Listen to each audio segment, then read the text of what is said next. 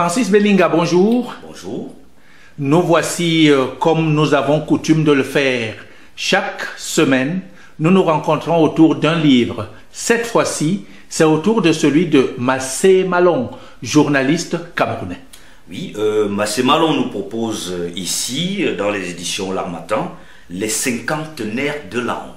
Les cinquantenaires de la honte. Les cinquantenaires de la honte. Et comment les écrit-il? Parce que là, il y a comme une sorte de flou. Les nerfs ou le cinquantenaire? Alors, c'est 50, c'est le chiffre 50. Et puis, il y a nerf, N-E-R-F-S. Et en sous-titre, nous avons la confrérie des calbasseries des Guimbards. Calbasserie, un mot, disons, inventé par Massé Malon. Il en a l'habitude, hein, et tout au long de son récit, tout au long de son œuvre, il agence des mots les uns avec les autres, il crée des expressions pour mieux illuminer, pour mieux faire comprendre le sens de sa critique et le sens de sa phrase. Comme si un peu aujourd'hui le français est devenu la langue peut-être des Africains et non de ceux qui en ont la nationalité. Je pense qu'il en tire un plaisir énorme, puisque moi, qui suis lecteur, j'en ai tiré. Et donc, il prend vraiment le français, il va le faire rentrer dans sa culture, dans son origine, peut-être même qu'il va prendre les images de sa langue d'origine, qu'il va essayer de mettre en commun avec les mots qu'il utilise. Et les mots, il en a, les phrases, il en a des percutantes, il sait monter dans le ton, descendre, il a le verbe juste, il a la phrase percutante. C'est quelqu'un qui donne une certaine satisfaction lorsqu'on le lit et même lorsqu'on l'écoute, parce qu'il y a eu un moment, et à un moment donné, je l'ai entendu parler. Et on ne pourrait pas dire qu'il tape sur tout, mais il touche à tout. Il touche à tout, ne tape pas sur tout, parce qu'il a la réserve. Il est journaliste, il a le sens du mot, il a le sens de la retenue. Et ce qu'il va faire, c'est que quand il ne peut véritablement pas éviter d'aller dans le fond de la chose, il le fait avec sa propre verve, avec son autodérision, avec son humour, et en cela, il est tout à fait original, parce que c'est un manuscrit de 209 pages, mais ce manuscrit est écrit en vers. En vers. Il est écrit en vers. Et on l'écoute à la façon de la prose. Mais oui, il est en vers, mais bizarrement, quand on lit, on a l'impression que c'est une prose. Et il y a quelques pages en prose, hein, juste 2 ou 3. Ça éclaircit et ça relance le phrasé, ça relance l'œuvre, ça relance aussi la trame, mais tout au long de l'ouvrage, on a affaire aux rimes. Et les rimes sont riches, parfois elles sont plates, croisées ou même embrassées. Donc c'est quelqu'un, à mon avis, qui s'y connaît en littérature. Et ça, c'est au niveau de la forme. Mais au niveau de la profondeur, il aborde des sujets très, très, très intéressants. Par exemple, il parle de la culture et là, il cite le Bikoutsi. Il parle du Bikoutsi. La danse et la musique. Il revient effectivement sur ce phénomène des 20 dernières années du Cameroun musical. Il parle du Bikoutsi, non pas...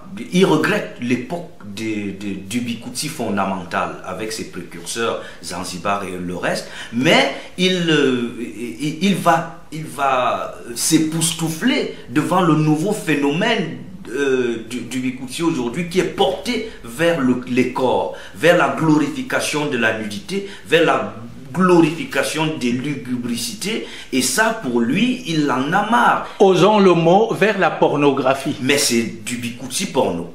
Non seulement au niveau de la gestuelle des clips, mais de la création même de l'univers environnemental, mais aussi un Bikoutsi pornographique qui est nourri par des textes qui vont se défier les uns contre les autres, à qui sera le plus salace, à qui sera le plus trivial. Et donc, en ce sens-là, il va véritablement contre. Et il en fait pour lui un objet de contestation. Et quand il touche à la politique? Quand il touche à la politique, c'est un peu comme quand il touche à la culture. Et on voit bien le paramètre entre la culture qui façonne la politique et la politique qui va influencer à son tour la culture. Il ne va pas de main morte. Il va d'abord prendre à sac l'opposition. Il va montrer comment les opposants du Cameroun arrivent toujours avec de bonnes intentions.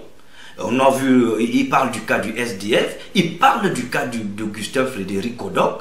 Il dit, il présente Augustin Frédéric Kodok comme un fils de l'UPC qui finalement a laissé de côté son combat pour servir les intérêts du pouvoir. Quelqu'un qui a mal tourné, quoi. Mais oui, pareil évidemment pour John Fundi. Aujourd'hui, John Fundi, il est dans toutes les invitations du président. C'est pas que nous ne voulons pas que John Fundi soit assis côte à côte avec le président de la République. C'est son président, hein? C'est son président. Mais tout de même, ça ne fait pas bon genre. Il ne faut pas noyer ses idées dans celles du camp adverse. Mais non, ça ne peut pas favoriser l'éclosion d'une véritable pensée politique d'opposition au Cameroun. Ce d'autant plus que John Fundi, nous le savons, est venu avec un discours tout à fait original. Il était percutant, il avait le sens de la formule. Il était parti pour être le grand rhéteur des foules.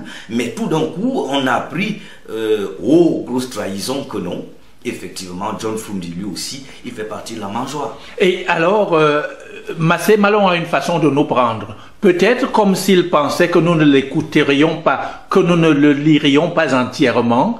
Il nous prend d'abord par les sentiments. Voilà qu'arrive une grand-mère. Ensuite, il y a aussi une fille, un amour. Oui, il va, d'ailleurs, je l'ai devant moi, hommage à ma feu grand-mère, Madame Mbak, née Ngonyem Marianne, qui a eu la chance de quitter cet univers entaché de cupidité et d'hypocrisie. Et donc, le premier phrasé de Massé Malon va vers sa grand-mère.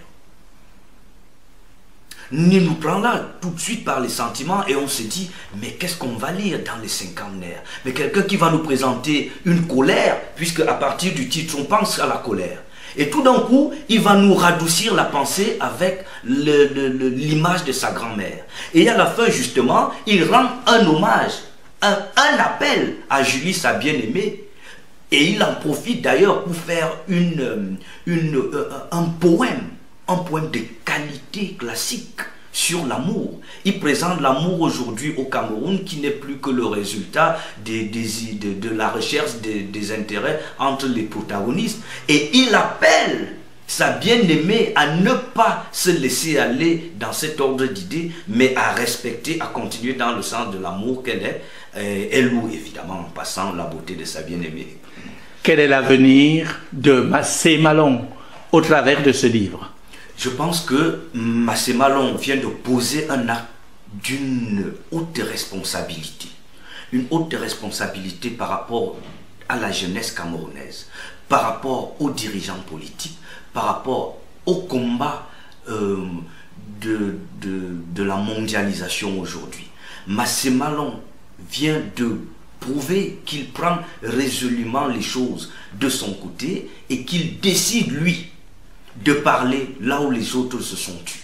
Et nous avons la responsabilité, nous aussi, de l'écouter, de le lire, d'aller dans le sens que nous jugeons favorable à l'émergence du Cameroun. De toutes les façons, en ce qui le concerne, les cinquantenaires de la honte, ça m'a convaincu et ça me permet de comprendre qu'aujourd'hui, j'ai souvent pensé que la jeunesse camerounaise était véritablement perdue. Mais elle est en train peut-être de ressusciter. Massé Malon nous a donc réconciliés. Francis Belinga, vous êtes journaliste, vous êtes politologue, vous êtes aussi grand acteur de la vie culturelle. Je vous remercie. Merci beaucoup.